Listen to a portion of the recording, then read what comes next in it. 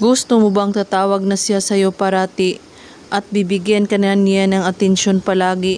Gawin mo ang ritual na ito para tatawagan kanya palagi at ikaw lang ang laman ng kanyang puso. At hindi siya mapakali kapag hindi kanya matatawagan, text o i-chat. Mga kailangan sa ritual na ito. Ihanda mo ang isang basong suka, asin, panulat at papel. Magpo-focus kapag gumawa kayo nito at buo ang inyong paniniwala. Walang pagdadalawang isip sa paggawa at laging positibo para tumalab agad at parati na siyang tatawag sa iyo at i-chat ka niya palagi. Una, kunin mo ang asin, lagyan mo ng kaunti ang baso na may suka.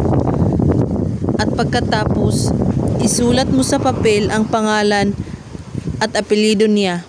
At sa likod ng papel, isulat mo na wag mo akong babaliwalain at tatawagan mo ako palagi.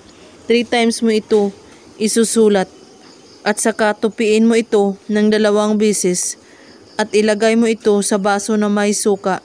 At hayaan mo ang papel na palutang-lutang. At pagkatapos, lagyan mo ulit ang baso na may suka ng kaunting asin at maghiling ka dito.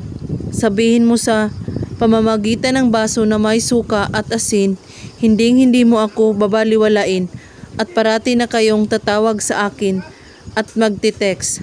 At pagkatapos, ilagay mo ito sa ilalim ng iyong kama or cabinet. At kunin mo ito kapag lumipas ang 7 araw at itapon mo ito sa gilid ng iyong bahay. Gawin ito kahit anong oras at araw, basta't buo ang inyong paniniwala sa paggawa. Napakasimple lamang ito gawin at laging positibo sa paggawa para tumalab agad.